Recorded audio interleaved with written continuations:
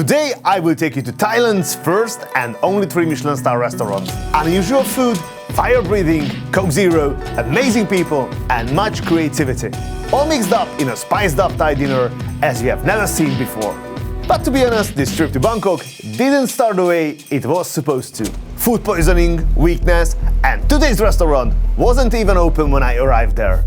Even getting the reservation took a lot of effort. In the end, I managed to get one, but not for the ideal time. By the time I was in Singapore, I wasn't even sure I wanted to come back. Extra costs, a lot of time, and honestly, I have already had bad experiences in Bangkok anyway. It seems like the universe keeps finding new ways to stop me from getting there. But everyone kept saying, this place is incredible. So here I am. I came back, and today I'm taking you to SORN. Welcome to Bangkok. I talked about Thai hospitality before, but here they managed to take it to the next level. From the very first moment when 2 staff members greeted us. There is something in these people, some unbelievable calmness and kindness. Or the force, who knows, but it is magical. Unlike Obi-Wan, I have a really good feeling about this. Without question, this is the most beautiful interior I have seen in Thailand. It seems amazing. The interior is inspired by the rainforest in the south. There are so many tiny details here, and every one of them is so thoughtful. It's just a napkin, I know, but I'm kinda sick and I'm crazy for these details. Just look at it.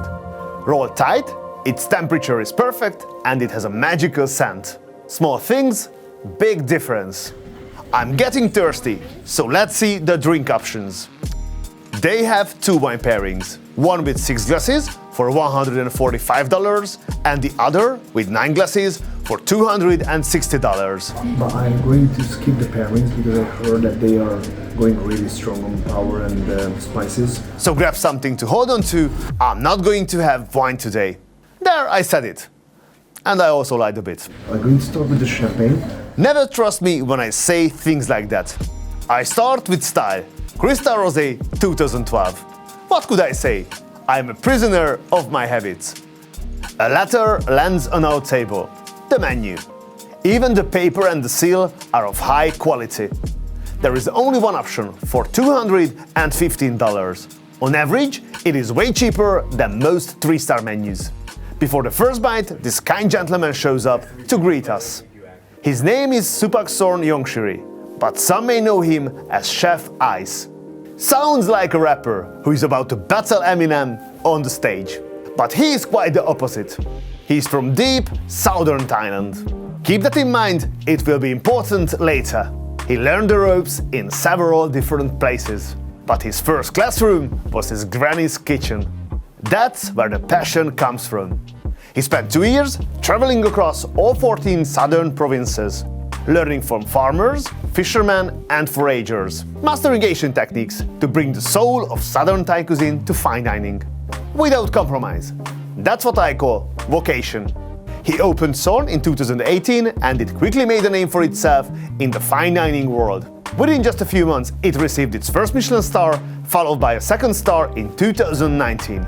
And in 2024, it made history as Thailand's first ever 3 Michelin-starred restaurant.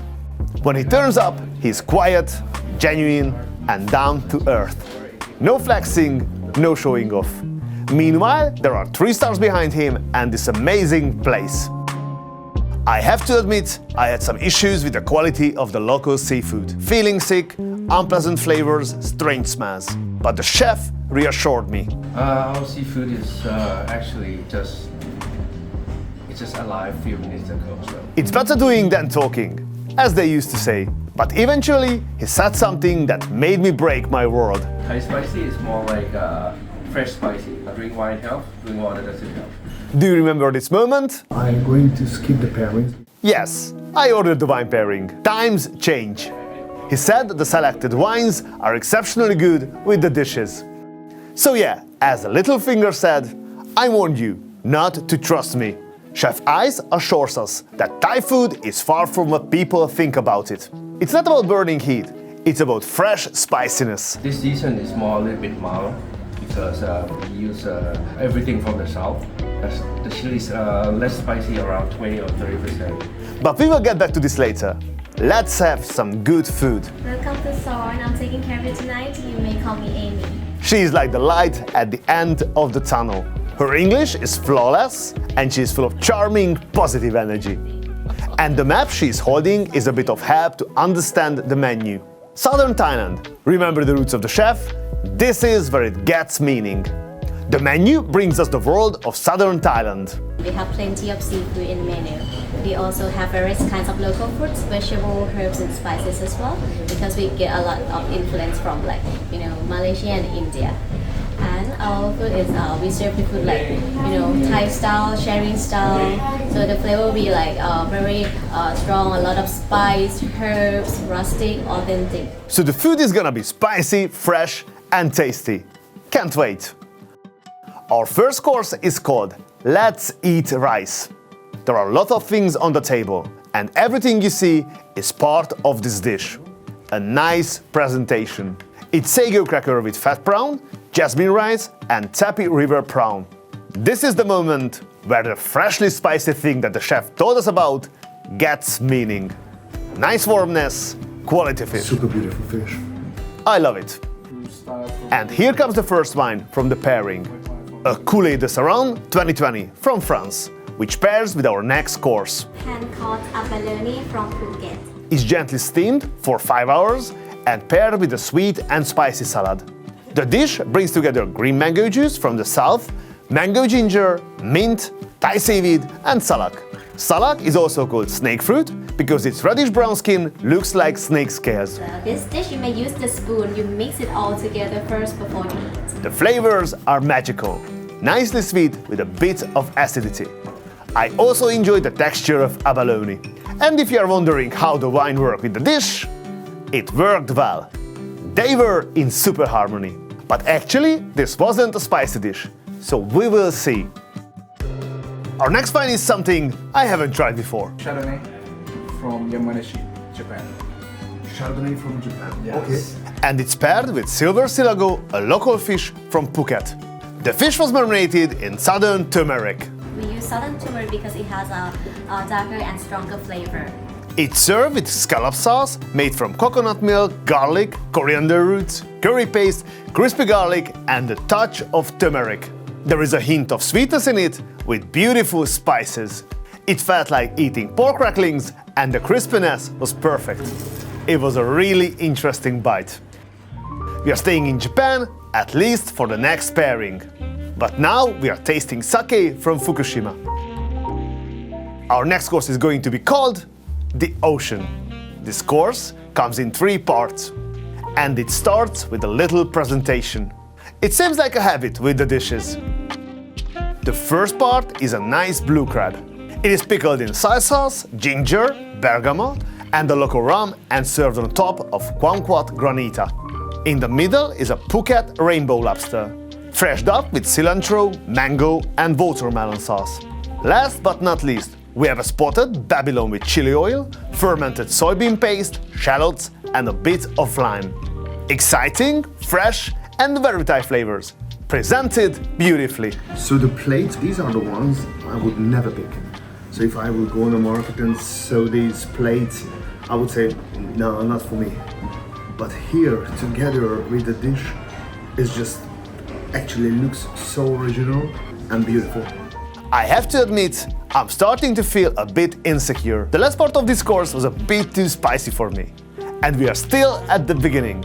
But I still trust Chef Ice. So the third one is a little bit spicy for me. And I can still feel the heat. I almost forgot we have an angel with us. And she just came up with the right idea. When you eat something spicy and you have Coca-Cola, so it will, suit down the spiciness very well. Coke Zero. Does it actually work?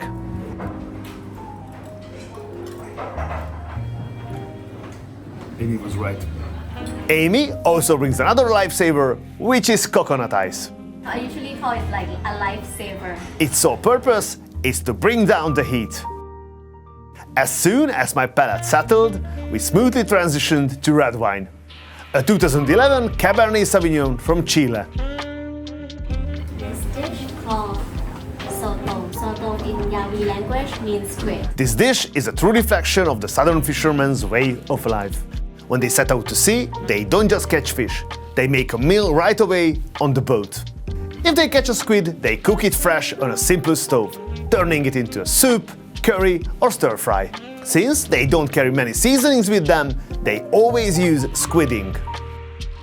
Right in front of me is a squid, stuffed with burnt eggplant, stir-fried with trimmed lobster pieces, brushed with squidding sauce and topped with pickled chili. A dish straight from the sea, prepared with time-honored traditions. Because the texture is so chewy, it allows you to focus on the flavors and the spices. And boy, it is spicy! And the spices are there. My mouth is burning, but in a good way. It's like Ron's prediction to Harry. I suffer, but I enjoy it. Beautiful, and again, the wine goes so well with it.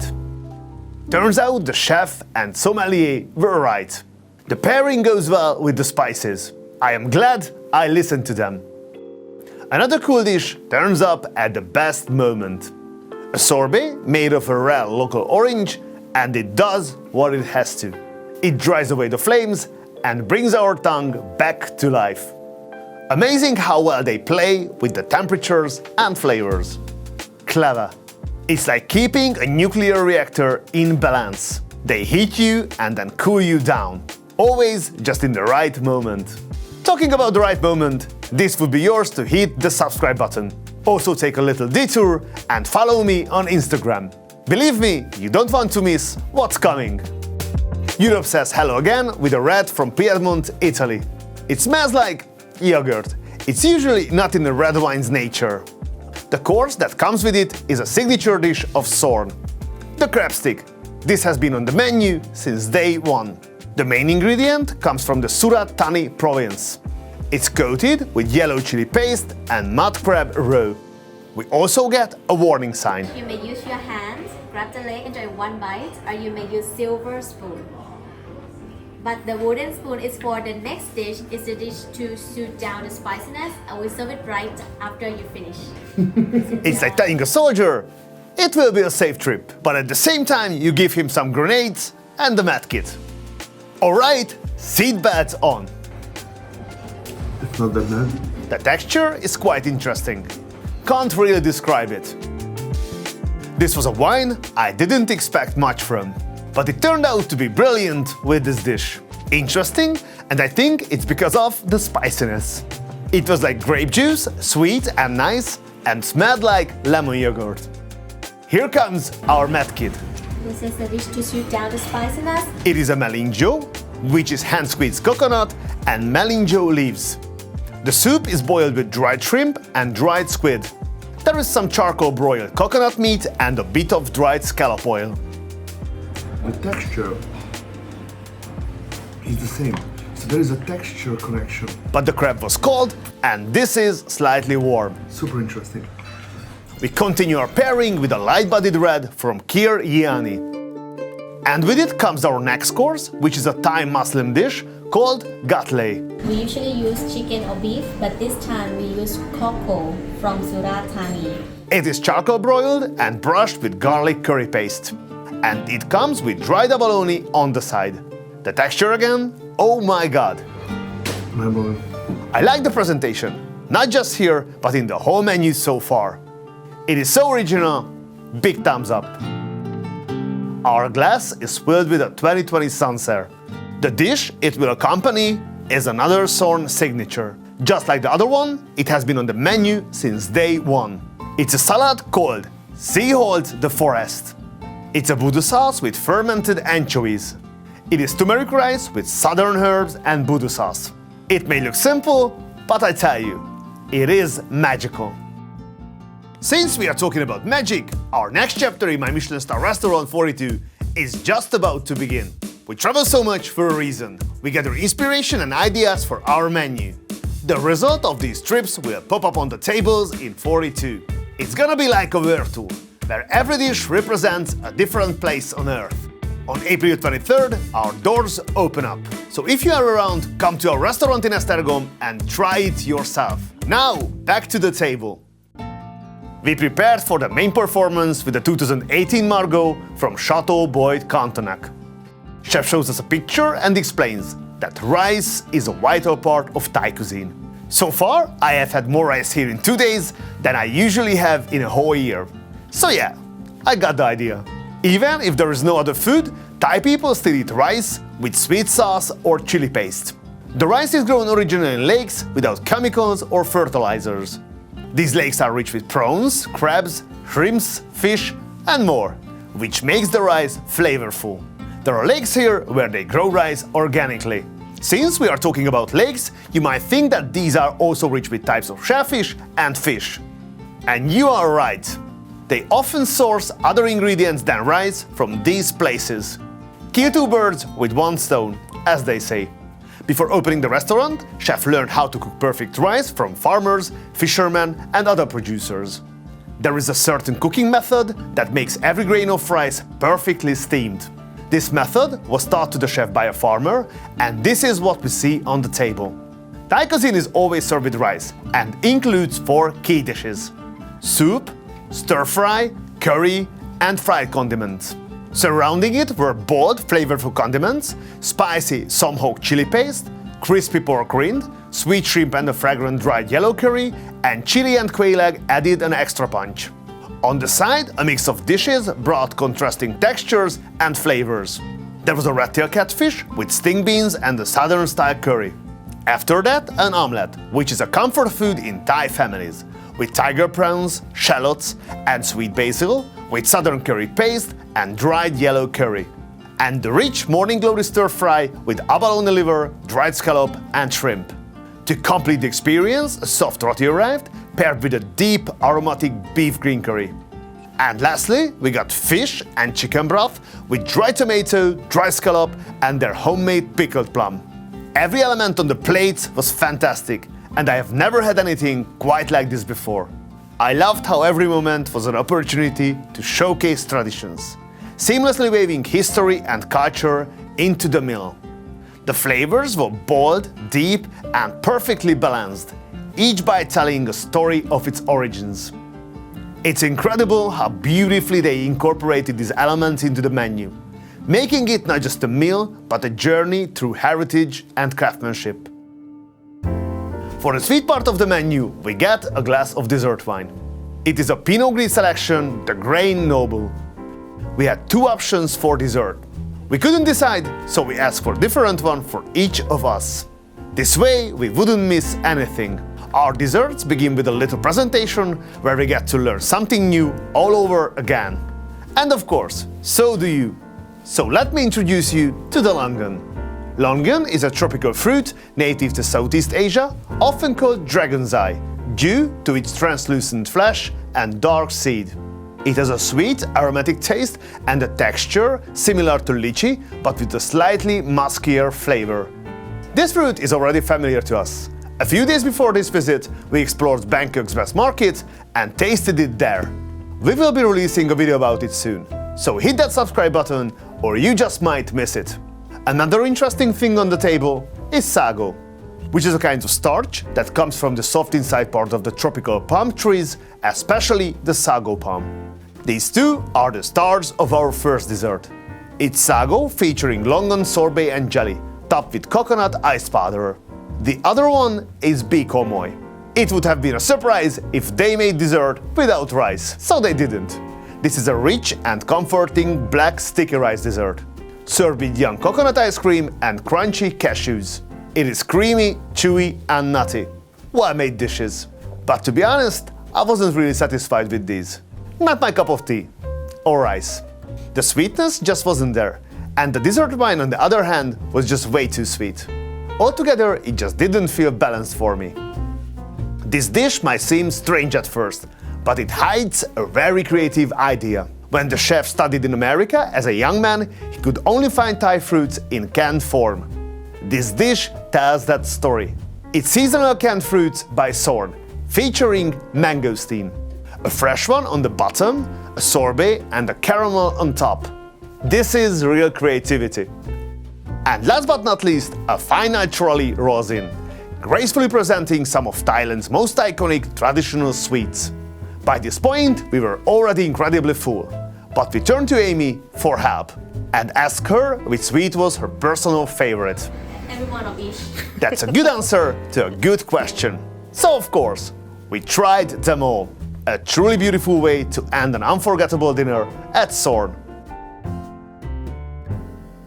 What can I say about my experience in SORN?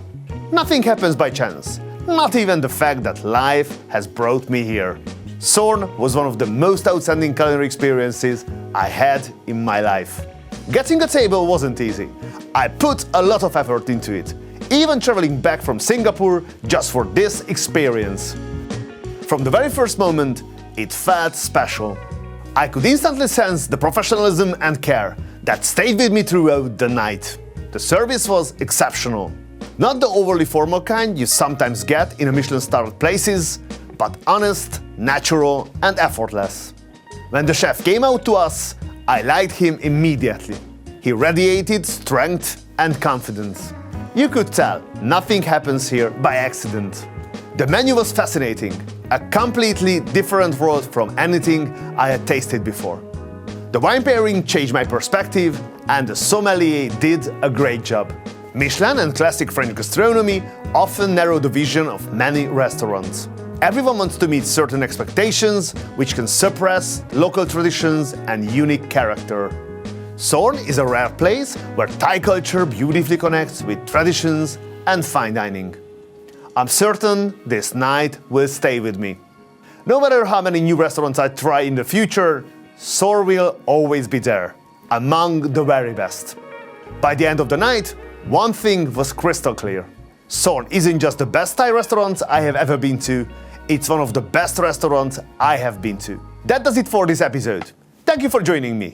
If you like this video, hit subscribe. See you next time. You can call me stupid.